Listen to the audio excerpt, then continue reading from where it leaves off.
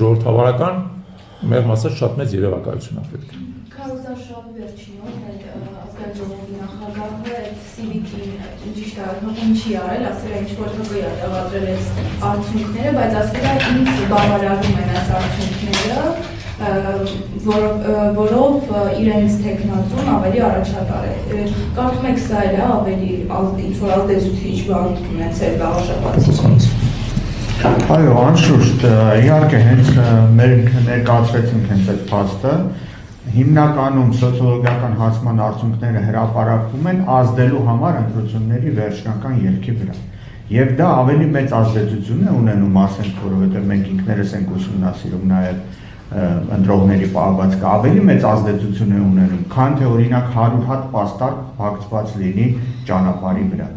Եվ դա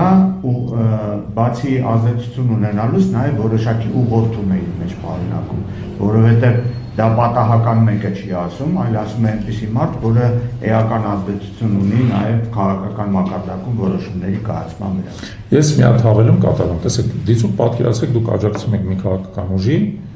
որը այդ հաղորդագրության մեջ իրան ասում է, որ այդ ուժը ստանալու է ընդամենը 2% ձայն։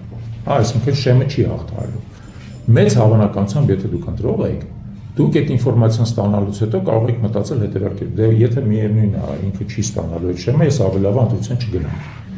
Եվ կարող է արդյունքում դուք չգնաք ընտրության, եւ այդ ուժները չստանա այդ ձայները եւ արդյունքում չանցնի շեմը։ Եվ վերջում էլ այդ հայտարարողը ասի, տեսեք, ասում եք այդ ուժը չի անցնելու շեմը։ Հասկանում եք։ Այսինքն սա այն կլասիկ դասական մանիպուլյացիան է,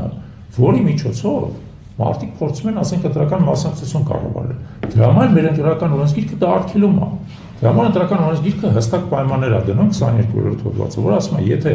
սոցիոլոգիական հարցման արդյունքներ եք հրապարակում, հստակ ասեք, երբ արվել, ինչ մեթոդոլոգիայով, ինչ ընտրանքով, քանի ընտրող է մասնակցել եւ այլն։ Բնականաբար այդ ամեն ինչ չկա։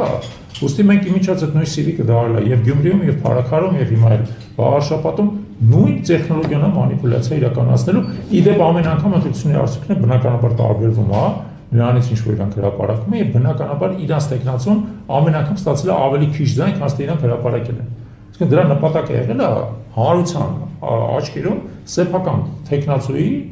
վարկանիշը արհեստականորեն բարձրացնել։ Եվ նույնիսկ եմ ասում, մենք հորդորել ենք Կենտրոնական ընտրական հանձնաժողովին տվյալ հարցում հետամուտքներ, որտեղ կա 22-րդ հոդվածի խախտում բացի այդ ընտրական օրենսգիրքի։